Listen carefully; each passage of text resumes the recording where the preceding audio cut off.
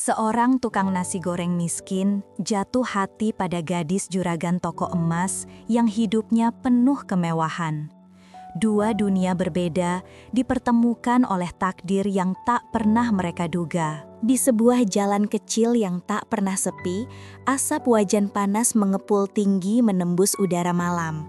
Lampu Petromax bergoyang tertiup angin, menerangi wajah seorang lelaki muda bernama Arman, tukang nasi goreng yang tiap malam berjuang dengan tangannya yang kasar. Keringat membasahi dahinya meski angin malam begitu dingin, sementara suara denting sendok melawan wajan menjadi musik penghibur bagi mereka yang lewat. Arman bukan sekedar menjual nasi goreng, ia menjual harapan, menjual tenaga demi menyambung hidup ibu dan adik-adiknya di rumah. Setiap butir nasi yang ia aduk dengan kecap dan telur adalah sisa doa panjang agar besok mereka tetap bisa makan. Dari kejauhan, anak-anak kecil sering duduk menonton, seolah denting wajan itu menjadi hiburan gratis di tengah kerasnya malam. Namun di seberang jalan berdiri sebuah toko emas megah. Lampunya terang benderang, berkilau bagai bintang jatuh yang tak pernah padam. Dari kaca besar toko itu, tampak seorang gadis cantik dengan gaun sederhana namun anggun, tengah menutup pintu toko. Dialah Melati, putri tunggal juragan emas paling kaya di kota itu. Senyumnya lembut, langkahnya teratur, dan wajahnya membawa cahaya yang berbeda dari segala kemewahan yang melingkupinya.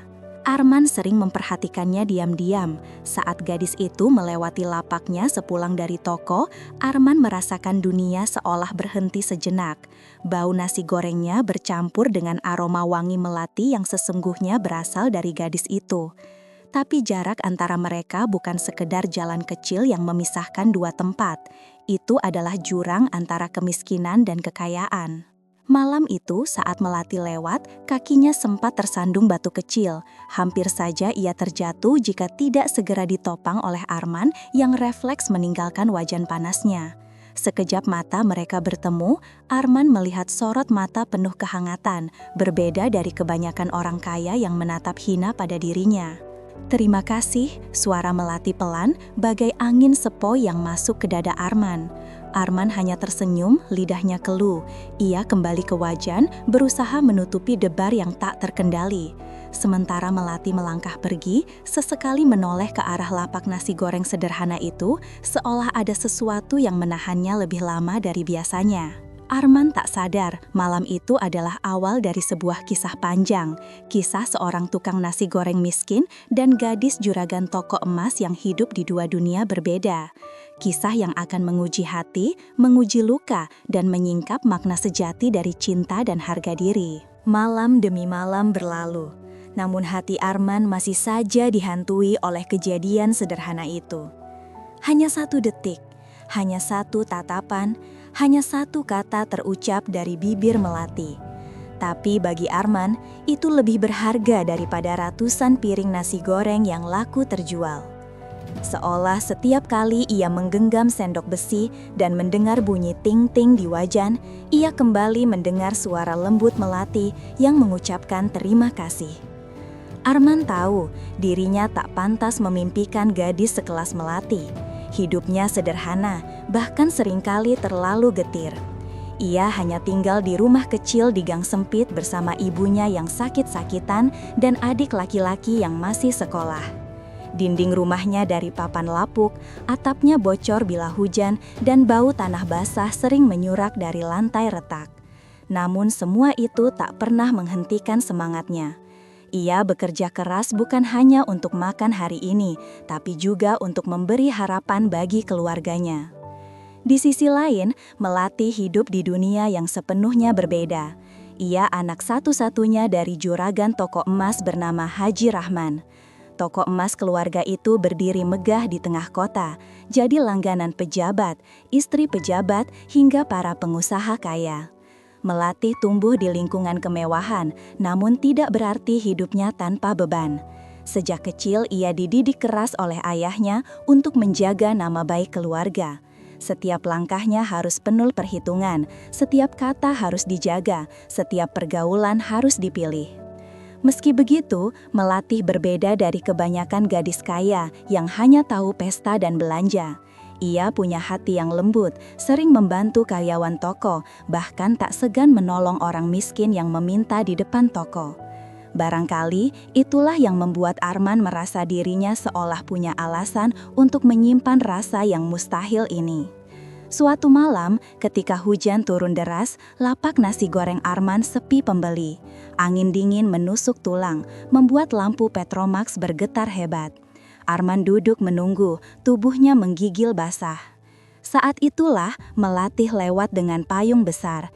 Ia baru saja pulang dari toko setelah membantu ayahnya menghitung laporan keuangan. Melati melihat Arman duduk termenung di bawah terpal seadanya. Hatinya tersentuh. Ia mendekat lalu bertanya dengan suara lembut, "Bang, sudah ada yang beli malam ini?" Arman terkejut, ia bahkan hampir menjatuhkan sendok dari tangannya. Suara itu, suara yang ia dengar di malam pertama.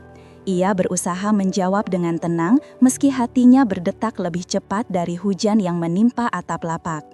"Belum, Nona, malam ini sepi sekali, hujannya deras." Melati menatap nasi goreng di wajan yang masih mengepul. "Kalau begitu, buatkan saya satu porsi, hangatkan badan sekalian menemani abang." Arman membeku, seorang gadis juragan emas membeli nasi goreng darinya di tengah hujan. Ia merasa seperti bermimpi. Dengan tangan gemetar, ia mulai mengaduk nasi, mencampur telur, kecap, dan bumbu rahasia yang biasa ia pakai. Bau harum menyebar, bercampur dengan aroma tanah basah yang terbawa hujan. Saat piring nasi goreng hangat itu tersaji, Melati tersenyum manis. Ia duduk di bangku kecil, basah oleh hujan, tanpa peduli pakaiannya yang mahal mungkin ternoda. Setiap sendok yang ia suapkan ke mulutnya membuat dada Arman semakin penuh dengan perasaan aneh yang sulit ia bendung. "Enak sekali," ucap Melati tulus, matanya berbinar, tidak kalah dengan masakan restoran mahal.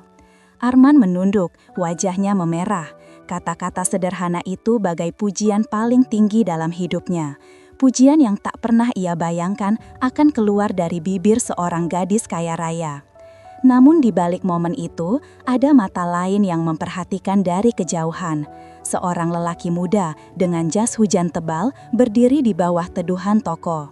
Namanya Bram, anak seorang pengusaha besar sekaligus calon menantu pilihan keluarga Melati. Wajahnya menegang, matanya penuh amarah. Melihat gadis yang seharusnya jadi tunangannya malah duduk bersama seorang tukang nasi goreng miskin. Malam itu, Bram menggenggam erat payung di tangannya, seolah ingin menghantamkan pada sesuatu. Api cemburu membara di dadanya. Dan ia bersumpah, tukang nasi goreng miskin itu tidak akan pernah bisa mendekati Melati. Malam hujan yang sederhana itu menjadi titik awal. Arman menemukan sedikit kebahagiaan dari tatapan Melati, sementara Bram menyimpan dendam yang perlahan akan meledak. Dua dunia semakin dekat, tapi sekaligus semakin jauh. Hari-hari setelah hujan deras itu menjadi titik balik bagi hidup Arman. Ia mulai terbiasa melihat Melati mampir sebentar ke lapaknya, meski hanya untuk menyapa atau membeli sebungkus nasi goreng. Awalnya Arman mengira itu hanya rasa iba seorang gadis kecil sepertinya. Tapi semakin sering Melati datang, semakin sulit bagi Arman untuk meyakinkan dirinya bahwa semua itu hanya sekadar kasihan. Melati selalu datang dengan senyum yang sama, hangat, tulus, tanpa jarak. Kadang ia bertanya tentang kehidupan Arman, tentang ibunya yang sakit atau adiknya yang masih sekolah. Ia mendengarkan dengan serius, seolah cerita sederhana itu lebih berharga daripada laporan keuangan toko emas yang tiap malam ia hitung. Arman pun mulai membuka hatinya meski dalam diam. Namun, tidak semua mata menatap mereka dengan rasa kagum. Di sekitar pasar malam itu, bisik-bisik mulai terdengar. Gadis juragan emas makan nasi goreng tukang pinggir jalan, dunia sudah terbalik, kata seorang ibu sambil tertawa sinis. Yang lain menambahkan, nanti jangan-jangan gadis kaya itu jatuh cinta, padahal si Arman itu miskin, tidak sebanding sama sekali. Bisikan itu sampai ke telinga Bram. Sejak malam hujan, ia tak pernah berhenti mengawasi gerak-gerik Melati. Amarahnya semakin dalam, apalagi ketika ia mendengar cerita dari orang-orang bahwa Melati terlihat nyaman duduk di lapak nasi goreng. Baginya, itu bukan sekadar masalah cinta, tapi masalah harga diri. Bagaimana mungkin seorang calon istri pengusaha besar mau merendahkan diri begitu rupa? Suatu malam, ketika lapak Arman ramai pembeli, Bram datang dengan mobil mewahnya. Lampu mobil menyilaukan jalan kecil itu membuat semua orang menoleh. Bram turun dengan jas rapi, wajah penuh kesombongan. Ia melangkah ke arah Arman yang sedang sibuk mengaduk nasi di wajan. "Jadi ini lapakmu?" Suara Bram dingin menusuk telinga. Arman berhenti sebentar, menatap pemuda gagah itu dengan bingung. "Iya tuan, mau pesan?" tanyanya dengan sopan. Bram tersenyum miring, lalu menepuk bahu Arman dengan kasar. "Aku tidak datang untuk makan, aku datang untuk memberitahu. Jangan pernah bermimpi yang bukan-bukan, jangan pernah berharap bisa dekat dengan Melati." Kata-kata itu menusuk lebih tajam daripada pisau. Arman terdiam, wajahnya panas, tangannya gemetar di gagang sendok besi. Ia tahu siapa Bram, semua orang tahu. Ia anak pengusaha besar, calon menantu pilihan Haji Rahman. Dan di hadapan semua orang yang menonton malam itu, ia dipermalukan. Melati yang kebetulan lewat dari toko emas melihat kejadian itu. Ia segera mendekat, wajahnya pucat. "Bram, apa yang kamu lakukan?" serunya dengan nada marah. Bram menoleh, matanya merah. "Aku hanya mengingatkan tukang ini, Mel. Kamu itu anak juragan emas. Bagaimana mungkin kamu mau bergaul dengan orang sekelas dia? Itu memalukan." Orang-orang di sekitar terdiam, sebagian menunduk, sebagian lagi pura-pura sibuk. Tapi dalam hati mereka semua tahu, kata-kata Bram memang kejam. Melati berdiri di samping Arman, matanya berkaca-kaca. Tidak ada yang salah dengan Arman, dia pekerja keras, dia jujur. "Aku tidak suka cara kamu merendahkan orang lain." Arman terkejut mendengar pembelaan itu, tapi rasa terkejutnya kalah besar dari rasa malu yang membakar dadanya. Baginya, berdiri sejajar dengan Melati di hadapan semua orang justru memperlihatkan betapa jauhnya jurang yang memisahkan mereka. Bram mendengus, lalu menatap Arman tajam. "Ingat kata-kataku, kalau kau masih berani mendekati Melati, aku pastikan lapakmu ini tidak akan pernah berdiri lagi." Setelah berkata begitu, Bram berbalik dan masuk ke mobilnya, meninggalkan jejak kebencian yang berbekas. Malam itu, Arman merasa dunianya runtuh. Ia menatap wajah kosong, mendengar suara sisa-sisa orang berbisik. Ada yang iba, ada yang mencibir. Tangannya lemas, sendok jatuh ke lantai. Ia ingin berlari, ingin menghilang, ingin menutup matanya dari kenyataan pahit.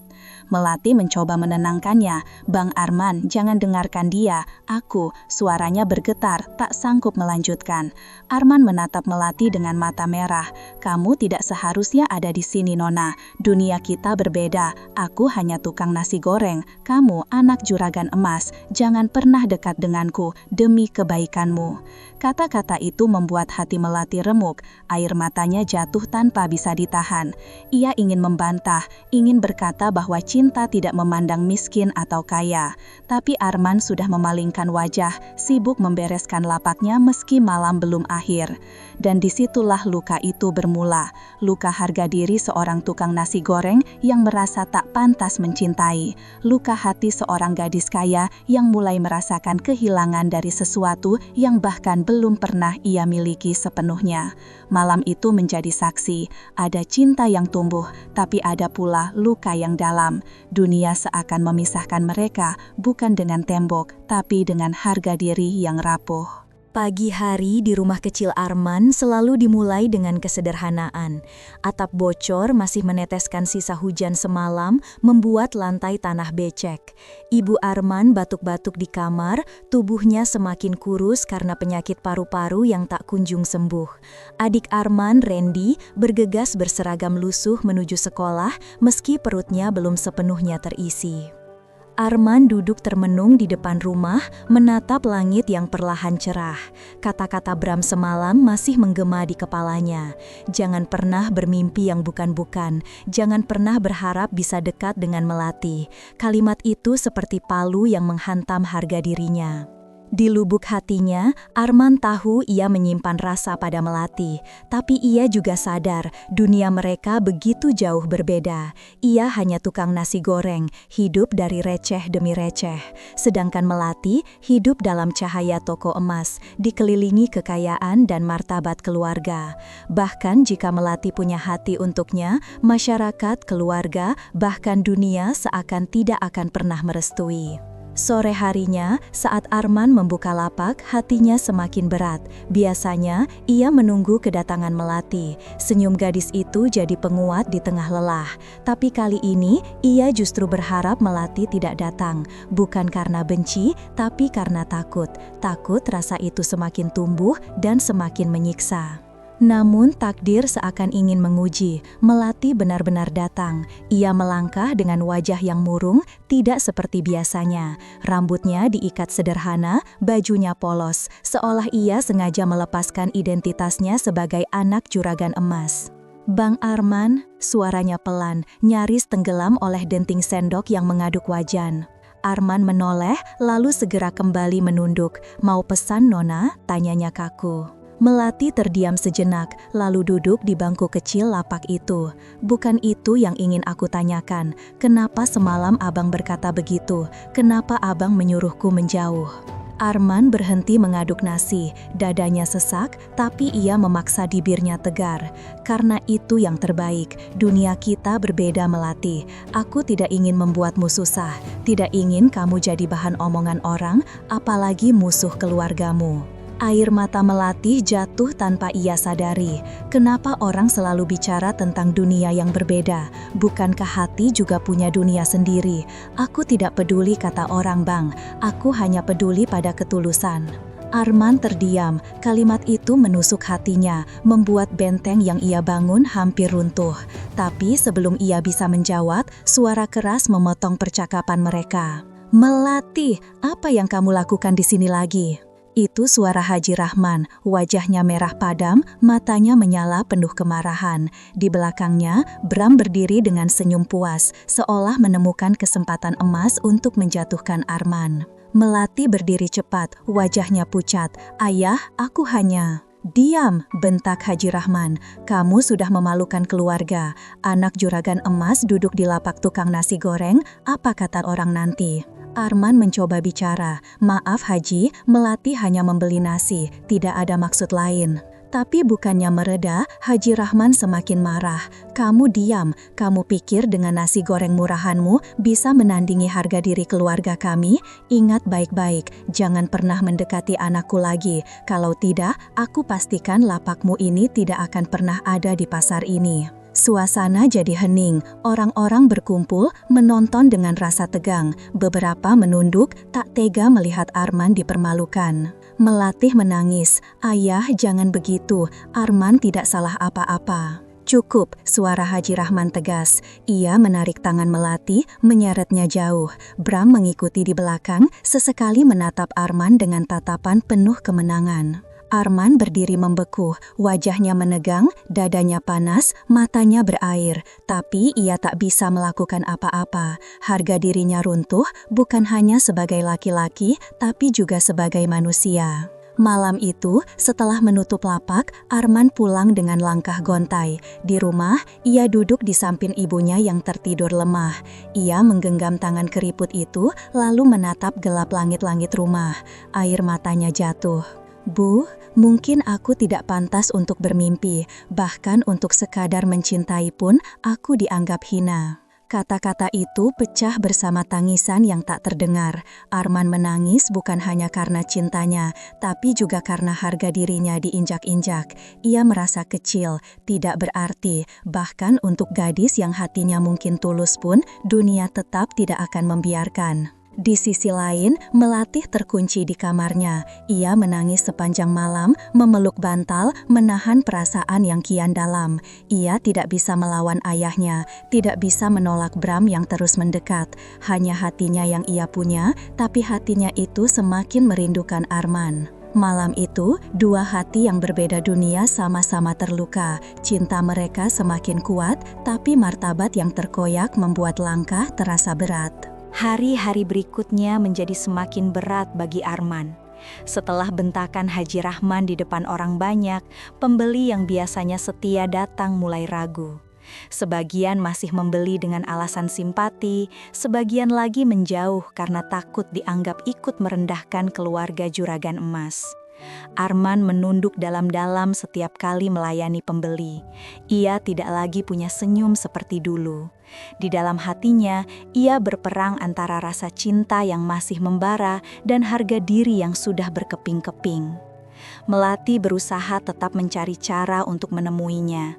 Ia beberapa kali mengirimkan makanan ke rumah Arman lewat seorang anak kecil, kadang menitipkan pesan singkat. Pesan sederhana seperti "tetap kuat bang" atau "aku percaya sama abang". Bagi Arman, itu adalah obat, meski ia tahu semakin lama semakin besar pula resiko yang ditanggung Melati. Sementara itu, Bram semakin gencar mendekati keluarga Haji Rahman. Ia memanfaatkan momen kemarahan Haji Rahman, menawarkan kerjasama bisnis, dan menunjukkan sikap seolah dialah calon menantu paling layak.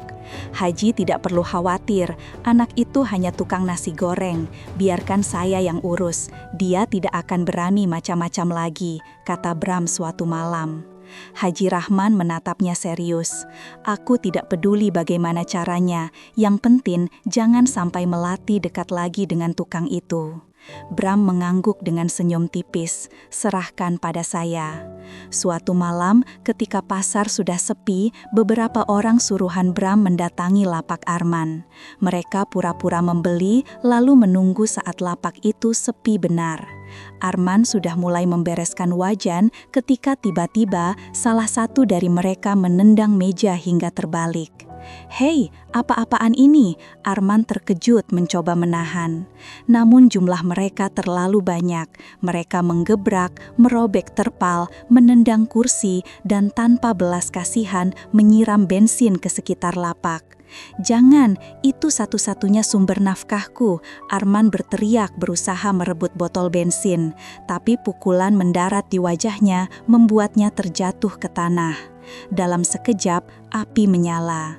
Lapak sederhana yang sudah menemaninya bertahun-tahun, tempat ia menggantungkan hidup keluarganya, terbakar habis. Asap hitam membumbung ke langit, suara kayu patah bercampur dengan jeritan hatinya yang hancur. Arman berlari mencoba menyelamatkan sesuatu, tapi api terlalu cepat. Panas membakar kulitnya, asap membuat dadanya sesak. Ia jatuh tersungkur, hanya bisa menatap bagaimana hidupnya berubah jadi abu dalam hitungan menit. Orang-orang berdatangan, sebagian mencoba memadamkan, sebagian lagi hanya menonton dengan wajah ngeri. Tidak ada yang tahu siapa pelakunya. Mereka sudah pergi, meninggalkan Arman sendirian dengan reruntuhan. Arman menangis, air matanya jatuh bercampur dengan keringat dan debu. "Kenapa harus begini ya Allah? Apa salahku? Aku hanya ingin hidup jujur, hanya ingin memberi makan ibu dan adikku." Suaranya pecah, tubuhnya gemetar tak berdaya. Di kejauhan, Bram berdiri di balik mobil mewahnya. Ia menyaksikan semua dengan mata merah. Dalam hatinya, ia berkata, "Kalian berdua tidak akan pernah bisa bersatu. Aku akan pastikan itu." Api lapak yang terbakar malam itu bukan hanya memusnahkan mata pencaharian Arman. Ia juga membakar sisa-sisa harapannya, membuatnya bertanya, apakah cinta benar-benar bisa melawan dunia yang penuh jurang antara miskin dan kaya? Sejak malam lapak terbakar itu, hidup Arman benar-benar berubah. Ia tak lagi punya tempat berjualan, tak ada lagi bau harum nasi goreng yang biasanya menemaninya hingga larut malam. Wajan dan sendok yang dulu menjadi senjata perjuangannya, kini hanya tersisa bengkok, hitam, dan hangus. Arman duduk di teras rumah reotnya, menatap kosong ke jalan gang. Ibu yang sakit sering menatapnya dengan mata penuh iba. Adiknya, Randy, berulang kali bertanya, "Bang, kapan jualan lagi? Aku lihat abang cuma diam, aku takut." Arman hanya bisa tersenyum getir. "Sabar ya dik, abang sedang cari cara." Namun dalam hati, ia merasa hancur, seolah dunia benar-benar menutup semua jalan untuknya. Sementara itu, di rumah megah Haji Rahman, suasana justru semakin tegang. Haji Rahman sudah bulat memutuskan bahwa Melati harus segera dipinang Bram. "Mel, ini demi nama baik keluarga. Ayah tidak mau dengar alasan apapun lagi." Suara Haji Rahman keras memukul meja kayu jati di ruang keluarga. Melati yang duduk dengan wajah pucat mencoba membalas dengan suara serak. "Ayah, aku mohon, jangan paksa aku. Aku tidak mencintai Bram. Aku hanya menganggapnya teman." "Cukup," bentak Haji Rahman. "Kamu terlalu banyak membantah. Lihat akibat perbuatanmu. Orang-orang sudah membicarakan keluarga kita. Nama baik kita rusak hanya karena kamu dekat dengan tukang nasi goreng miskin itu. Mulai sekarang, lupakan dia. Dalam seminggu, pertunanganmu dengan Bram akan dilangsungkan." Melati terdiam, air matanya jatuh deras. Ia merasa seperti burung yang dipatahkan sayapnya.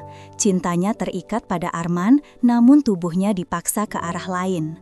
Bram yang duduk di samping Haji Rahman tersenyum puas. Ia meraih tangan Melati dengan penuh kepura-puraan. "Melati, aku janji akan menjagamu. Jangan takut. Bersamaku, kamu akan hidup berkecukupan, terhormat dan tidak perlu lagi mendengar hinaan orang." Melati menepis tangannya dengan kasar. "Kamu tidak akan pernah bisa menggantikan apa yang ada di hatiku." Wajah Bram menegang, tapi ia menahan amarah di depan Haji Rahman. "Tidak apa Haji, biarkan saja sekarang. Nanti seiring waktu, Melati akan mengerti siapa yang pantas untuknya." Haji Rahman mengangguk, lalu menatap putrinya dengan tajam. "Bersiaplah Mel, tidak ada jalan lain." Kabar tentang pertunangan itu cepat tersebar di pasar dan kampung.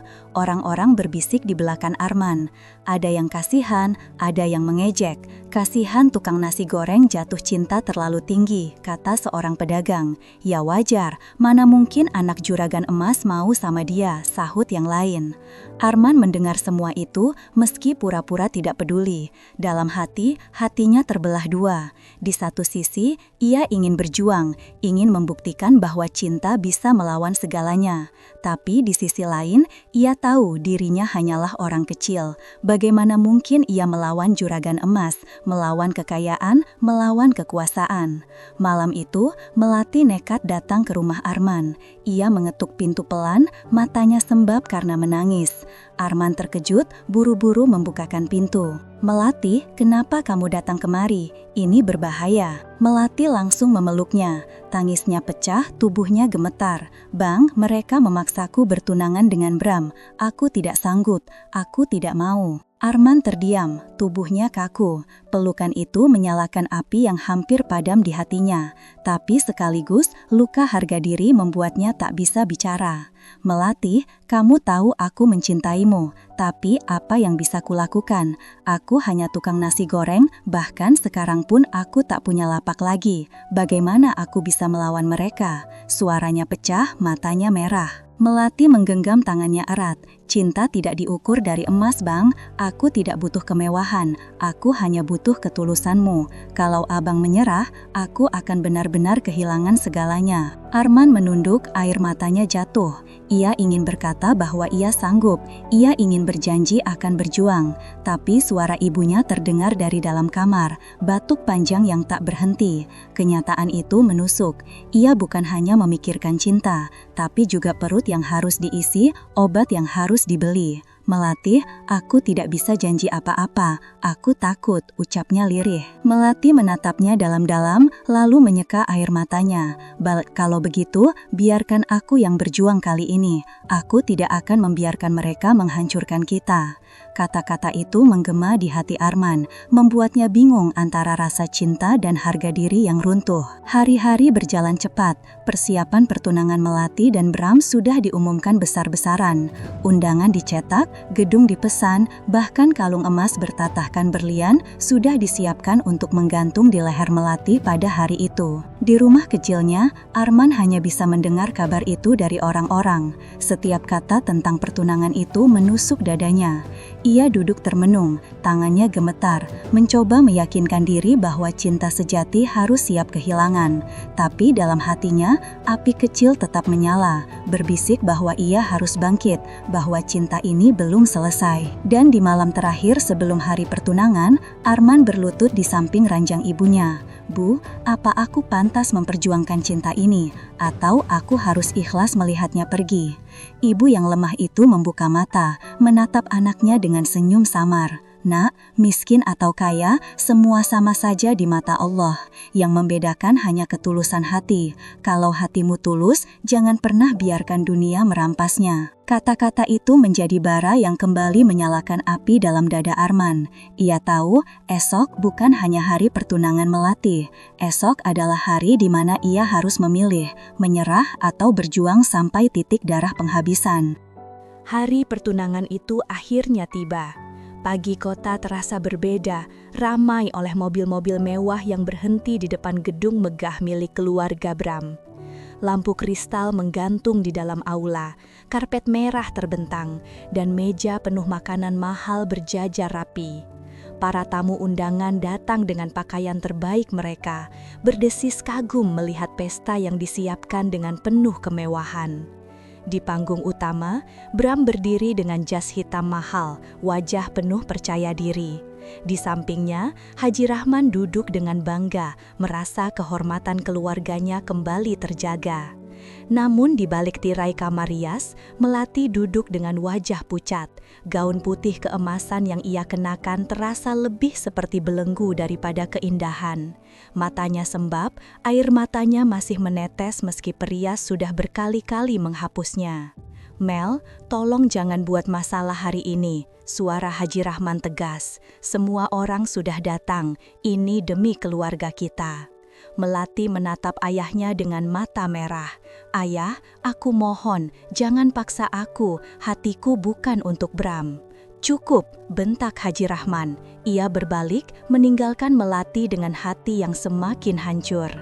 Di sisi lain kota, Arman duduk di samping ranjang ibunya. Wajahnya muram, tangannya gemetar.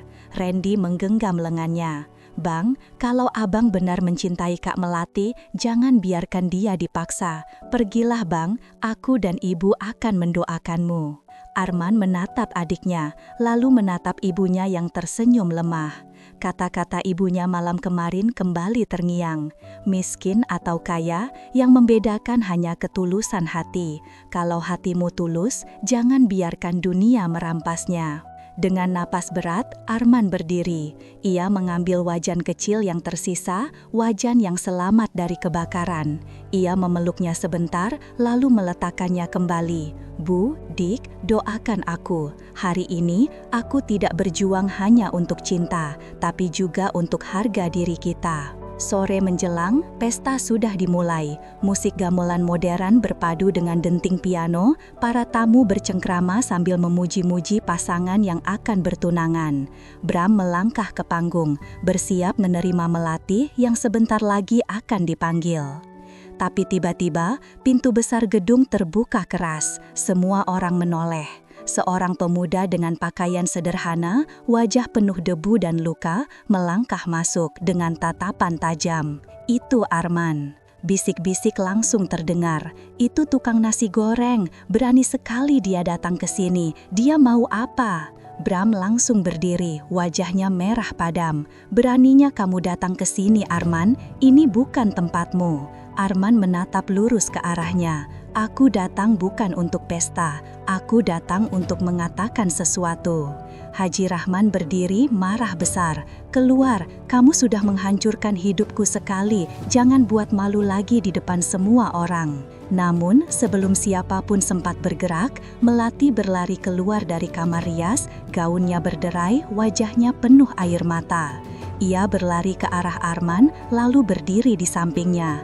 "Ayah, aku tidak mau pertunangan ini. Hatiku hanya untuk Arman. Aku lebih memilih miskin bersamanya daripada kaya tapi hidup dalam kepalsuan." Suara Melati bergema di aula, membuat semua orang terkejut. Bram maju menahan amarah. "Kamu pikir cinta bisa mengalahkan segalanya, ha? Dia tidak punya apa-apa. Dia tidak bisa memberi apa-apa padamu." Arman menatap Bram dengan mata tajam. "Kau benar, aku tidak punya emas, tidak punya harta, tapi aku punya hati yang tidak akan bisa kau beli." Suasana hening, para tamu menatap, sebagian terharu, sebagian menggeleng-geleng. Haji Rahman maju, wajahnya penuh dilema.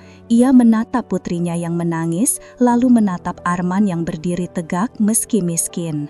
Kata-kata Melati terus terngiang, "Aku lebih memilih miskin bersamanya daripada kaya tapi hidup dalam kepalsuan." Air mata menetes dari mata Haji Rahman. Untuk pertama kali ia terdiam. Bram yang tak sabar langsung menarik tangan Melati dengan kasar. "Kamu milikku, Mel. Mau tidak mau kamu harus ikut aku." Melati menjerit, mencoba melepaskan diri. Arman langsung maju, memukul tangan Bram hingga terlepas.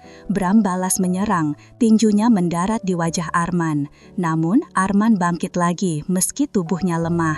Pukulan demi pukulan ia terima, tapi setiap kali jatuh ia bangkit kembali. "Kenapa kamu tidak menyerah, tukang miskin?" teriak Bram. Arman berdiri dengan darah mengalir di bibirnya. "Karena aku punya sesuatu yang tidak pernah kau miliki, cinta yang tulus." Kalimat itu membuat semua orang terdiam. Melati berlari memeluk Arman, menahannya agar tidak jatuh lagi. "Bang, cukup, jangan sakiti dirimu, aku bersamamu." Haji Rahman akhirnya maju, menghentikan segalanya. "Cukup," suaranya menggema. Ia menatap Bram dengan tajam. "Aku tidak bisa menitipkan anakku pada orang yang memperlakukan wanita dengan kasar. Pertunangan ini batal." Bram terbelalak. "Apa? Haji, pikirkan baik-baik. Tidak ada lagi yang perlu dipikirkan," tegas Haji Rahman. "Lebih baik anakku miskin tapi bahagia daripada kaya tapi sengsara." Sorak tepuk tangan terdengar dari beberapa tamu. Suasana berubah, bukan lagi pesta pertunangan, melainkan momen ketika cinta sederhana menang melawan kemewahan palsu. Arman menunduk, air mata jatuh. Melati menggenggam tangannya erat, tersenyum dalam tangis.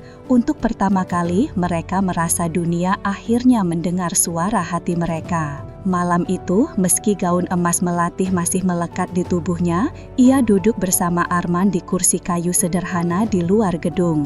Langit penuh bintang, angin malam berhembus lembut. "Bang," bisik Melati, "aku tidak butuh emas, aku hanya butuhmu." Arman menatapnya lalu mengangguk perlahan. "Aku berjanji, meski hanya dengan wajan kecil, aku akan terus berjuang. Tidak untuk kaya raya, tapi untuk menjaga kebahagiaanmu." Dan di tengah malam itu, dua dunia yang berbeda akhirnya bertemu. Miskin dan kaya disatukan bukan oleh harta, tapi oleh cinta dan martabat yang diperjuangkan dengan air mata.